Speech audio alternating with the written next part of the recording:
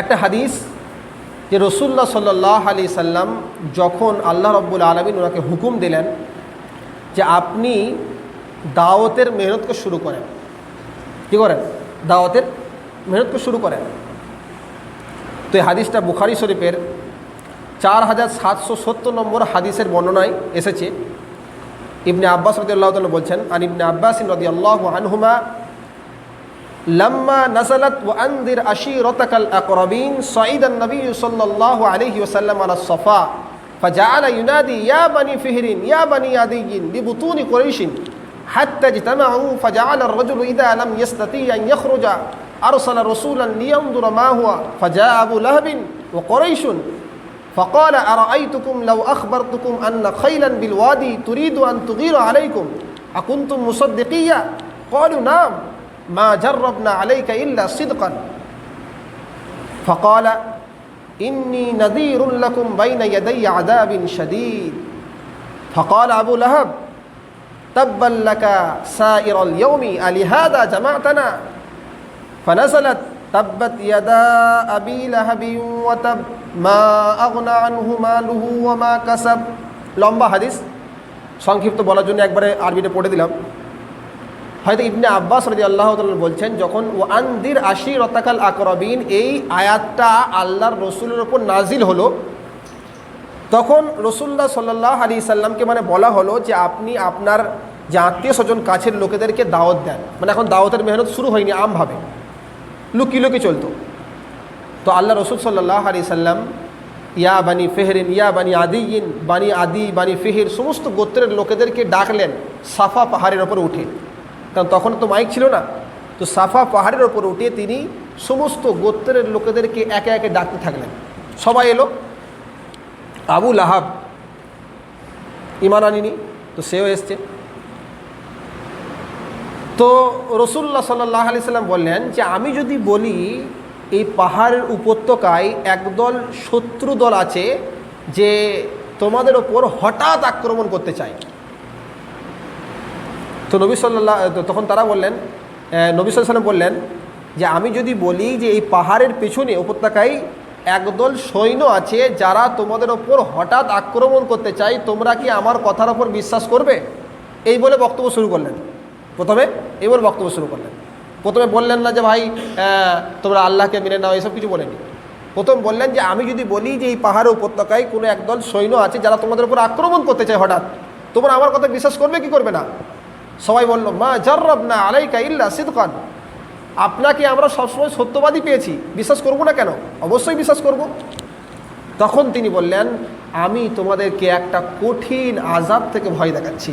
সেটা হচ্ছে কিসের আযাব? জাহান্নামের আযাব। সে আযাব থেকে তোমাদের কাছে ভয় দেখাচ্ছি, তোমরা ভয় করো সে আযাব থেকে। মানে হচ্ছে কি, যে তোমরা এই যে ঠাকুর পুজো করছো, আল্লাহকে ছেড়ে অন্য কাউকে মাবুদ বানিয়ে নিয়েছো, সেগুলোকে ছেড়ে দাও, এক খোদাকে মেনে নাও, তাহলে তোমরা কি করবে? জাহান্নামের আগুন থেকে বেঁচে যাবে। সবাই যখন শুনলো, মাথা তো গরম সবারই। কারণ দীর্ঘদিন ধরে ঠাকুরের ইবাদত করা হচ্ছে, মূর্তির ইবাদত করা হচ্ছে। পানির জন্যে আলাদা ঠাকুর, ঠিক আছে না, খাবারের জন্য আলাদা ঠাকুর, পোশাকের জন্য আলাদা ঠাকুর, কাজকর্মের জন্য আলাদা ঠাকুর, প্রত্যেকটা জন্য আলাদা ঠাকুর বানিয়ে রেখে দিয়েছে। দীর্ঘদিন ধরে ঠাকুরের ইবাদত করেছে, বাপকে দেখেছি, দাদাকে দেখেছি, সবাইকে দেখেছে। হঠাৎ করে যদি একজনা বলে, মানুষের ব্রেন কেমন হবে? তখন কি বললো? আবু লাহাব কি বলছে যে আপনার পুরো দিন আপনার ওপর ধ্বংস নাজিল হোক, আপনি বরবাদ হয়ে যান। সঙ্গে সঙ্গে এই কথা শুনে আল্লাহ রাব্বুল আলামিন কি বললেন? আল্লাহ তাআলা আয়াত নাযিল করলেন, তাব্বাত ইয়াদা আবি লাহাবি ওয়া তাব মা আগনা আনহু মালুহু ওয়া মা কাসাব। আরে তুই আমার রসুলকে ধ্বংসের কথা বলছিস? তুই ধ্বংস হ, তোর দুটি হাত ধ্বংস হোক, তুই ধ্বংস হ, তোর সমস্ত উপার্জন ধ্বংস হোক। আল্লাহ তাআলা কোরআনে আয়াত নাযিল করলেন। এই লম্বা হাদিসে আমার বলার যে উদ্দেশ্য সেটা হচ্ছে কি, এখানে যে শিক্ষার বিষয় আছে যে নবী সাল্লাল্লাহু আলাইহি সাল্লাম যখন প্রথম দাওয়াতের মেহনত শুরু করলেন, মানুষকে দাওয়াত দিলেন, বোঝালেন, তখন প্রথমে উনি কি বলেছিলেন? যে ভাই সবাই আল্লাহকে মেনে নাও, এই কথা বলেছিলেন নাকি বলেছিলেন? প্রথমে বলেছিলেন যে পেছনে একদল সৈন্য আছে, আমি যদি বলি তো আমার কথা তোমরা মানবে কি মানবে না? ছিল না? যদি আমি বলি তোমরা মানবে কি মানবে না? সবাই কি বলেছিল? হ্যাঁ মানবো। তো এখানে বোঝার বিষয় আছে, নবী সাল্লাল্লাহু আলাইহি সাল্লাম দাওয়াতের আগে প্রথমে নিজেকে পেশ করলেন যে দেখো আমি কুরাইশবাসীরা, তোমরা দেখো যে আমি কেমন, আমার চরিত্র কেমন, আমার ব্যবহার কেমন, তোমাদের কাছ থেকে যে আমি 40 বছর থেকেছি তোমরা আমাকে কেমন পেয়েছো, কোনোদিন কি আমি মিথ্যা কথা বলেছি, কাউকে কি ধোঁকা দিয়েছি, কারোর সঙ্গে কি খারাপ ব্যবহার করেছি। এই নিজের যে চরিত্র, নিজের যে আখলাক, নিজেকে প্রথম পেশ করলেন যে আমি কেমন প্রথম দেখো। যখন সবাই বলল যে না আপনাকে সত্যিই সত্যবাদী পেয়েছি, ভালো মানুষ পেয়েছি, তারপরে উনি দাওয়াতের মেহনত শুরু করলেন। ভালো করে বোঝেন, আপনাকে প্রথম মজবুত হতে হবে সব দিক থেকে, আপনার কথার দিক থেকে, বার্তার দিক থেকে, সমস্ত দিক থেকে আপনাকে মজবুত হতে হবে। যদি আপনি মজবুত না হন তাহলে কিন্তু কখনোই আপনিও কামিয়াব হতে পারবেন না, আর আপনার দ্বারা অন্য কেউ উপকৃত হতে পারবে না। তো সেজন্যে এক তো হচ্ছে নিজেকে বানাতে হবে, নিজেকে গড়তে হবে, সাথে সাথে আমাকে কি করতে হবে, আমাকে অপরকেও বানাতে হবে। আর অপর তখনই বানবে আমার থেকে যখন আমি নিজে বানবো। আমার মধ্যে যদি ভালো গুণ না থাকে আমি অপরকে কি শিক্ষা দেবো, কি বানাবো, বানাতে পারবো না। তো সেই জন্যে নবী সাল্লাল্লাহু আলাইহি সাল্লামের দাওয়াতের মেহনত যখন শুরু করেন তখন সর্বপ্রথম নিজেকে পেশ করেছেন আল্লাহ রসুল সাল্লাল্লাহু আলাইহি সাল্লাম, যে আমি কেমন দেখে নাও। তো আজকেও যদি আপনি চান যে আমি জান্নাতে যাব, আমার ছেলেও জান্নাতে যাবে, আমার স্ত্রীও জান্নাতে যাবে, আমার গ্রামের লোকেরাও যাবে, পাশের গ্রামের লোকেরাও যাবে, আমার দ্বারাই যাবে, আমি তাদের এখানে জান্নাতে নিয়ে যাব, আমি ওসিলা বানবো তাদের জান্নাতে যাওয়ার জন্য, তো আপনাকে 1 নম্বরের লোক হতে হবে। আপনাকে আর বাড়ি গিয়ে স্ত্রীর সঙ্গে খারাপ ব্যবহার করলে চলবে না। হট কথায় একটু কিছু হলো গাল দিয়ে শুরু করে দিলাম, ভাত খেতে কিছু গোলমাল হয়েছে ফেলে দিলাম ভাতটা। যত রাগ আমরা কাকে দেখাই, স্ত্রীকে দেখাই, আর কাউকে পারি না। গ্রামে কোনো লোকের সামনে আমার কথা চলে না, কিন্তু স্ত্রীর সামনে পুরোপুরি কথা চলে। আপনাকে চিন্তা করতে হবে যে নবী সাল্লাল্লাহু আলাইহি সাল্লাম সবচেয়ে ভালো মানুষ, সবচেয়ে উত্তম মানুষ, তিনি কি কাজ করেননি। তিনি মানসার মতো ছাত্রদের তৈরি করে হাদিস কোরআনের শিক্ষা দিয়েছেন, তিনি যুদ্ধ হয়ে গেছেন, মানুষকে ভালো ব্যবহার করেছেন, পুরো জীবনটা লাগিয়ে দিয়েছেন। কিন্তু সেই মানুষটাই যখন বাড়িতে থেকেছেন তখন স্ত্রীর সঙ্গে নিজের খানা পাকাতে সহযোগিতা করেছেন। আমি চিন্তা করি, আমি তো নিজেকে মুসলমান বলি, উম্মতে মোহাম্মদী বলি, আমি কখনো আমার স্ত্রীর সঙ্গে সাথে বসে কখনো তার সঙ্গে আলু কেটে দিয়েছি কিনা, তার সঙ্গে সবজি কেটে দিয়েছি কিনা, তার সঙ্গে সহযোগিতা করেছি কিনা। আমি আমার স্ত্রীর জামা কাপড় কখনো কেটেছি না। আমার যখন পায়ে যন্ত্রণা হয়েছে তখন আমি স্ত্রীকে দিয়ে টিপিয়ে নিয়েছি। সে যখন কোনো অসুস্থ হয়েছে আমি কখনো তার পায়ে হাত দিয়ে টিপেছি কি না। যদি আমার দিলকে বলি, প্রশ্ন করি, যদি এরকম না করি তাহলে আপনি কিন্তু সেই নবীর রাস্তায় চলছেন না। সে নবী কিন্তু করেছে, অত বড় ব্যক্তি হওয়া সত্ত্বেও করেছে, নবীদের সর্দার হওয়া সত্ত্বেও করেছে। আপনার আখলাক সে উন্নত নয়।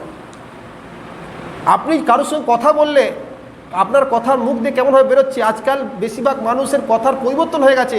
মুখ থেকে তো কী বার হয় না, কথা বার হয় না, আগুন বার হয়, আগুন বার হয়। জেনে রাখবেন যে কারো তলোয়ারের আঘাত তো কি একদিন মিটে যাবে, একদিন শুকিয়ে যাবে, কিন্তু ওই যে কথার আঘাত কোনোদিন ভুলবে না। অনেক সময় যে ছোটো ছোটো বাচ্চারা মসজিদে এলে আমরা কী করি, তাদের সঙ্গে খারাপ ব্যবহার করি। হ্যাঁ, নিয়ম আছে মসজিদে কেমনভাবে আসবে, কোন ছেলেরা আসতে পারবে কিনা, কত বয়স হওয়া দরকার, তার সিস্টেম আছে। কিন্তু তারপরে এ নয় যে আপনি বকে দিলেন কেউ চিল্লাচ্ছে বলে।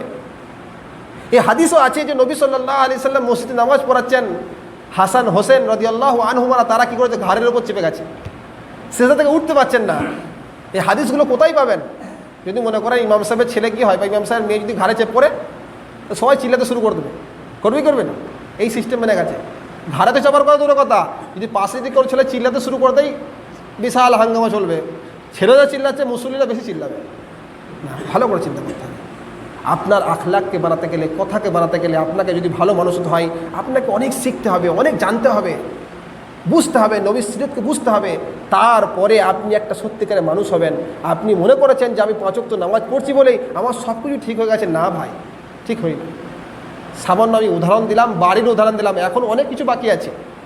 আপনার ভাই আপনার সঙ্গে একটু খারাপ কথা বলেছে বা কথা বলে ফেলেছে, আপনি তাকে এখনও মাফ করতে পারছেন না, এখনও মাফ করতে পারছেন না। তার বাড়িতে যান না, তাকে বাড়িতে আসতেও দেন না, দাওয়াতও খাওয়ান না। আপনার বন্ধুকে খাওয়াচ্ছেন, আপনার ভাইকে খাওয়াচ্ছেন না। আপনার আত্মীয় স্বজন যাকে রাসূলুল্লাহ সাল্লাল্লাহু আলাইহি ওয়াসাল্লাম বলেছেন যে তাদেরকে দেখভাল করার কথা বলা হয়েছে, ঘরের মধ্যে বরকত হবে যদি দেখা হয়, সে আত্মীয় স্বজন কোনো সময় কী করেছে, কোনো খারাপ কথা বলে ফেলেছে বলে তার সঙ্গে সারা জীবনের জন্য সম্পর্ক ছিন্ন করে ফেলেছেন, আপনি নিজেকে মুসলমান বলে দাবি করছেন। বিস্তারিত যাব না, এখানেই কথা শেষ করব। ভালো করে বোঝেন, আমাদের মধ্যে অনেক কমি আছে, অনেক কমি আছে। আমাকে ইসলামে অনেক কিছু শিখতে হবে, অনেক কিছু বুঝতে হবে, তারপরে আমি সঠিকভাবে একটা মানুষ হতে পারবো, নিজেও আল্লাহর পথে আল্লাহর হুকুমে চলে কামিয়াব হতে পারবো এবং অন্য মানুষকে কামিয়াব করতে পারবো যখন আমি নিজে বানবো। তো ইনশাআল্লাহ আমরা সকলে চেষ্টা করব যে আমরা নিজেও ইনশাআল্লাহ বানবো, অপরকেও বানাবো, বানার চেষ্টা করাবো ইনশাআল্লাহ।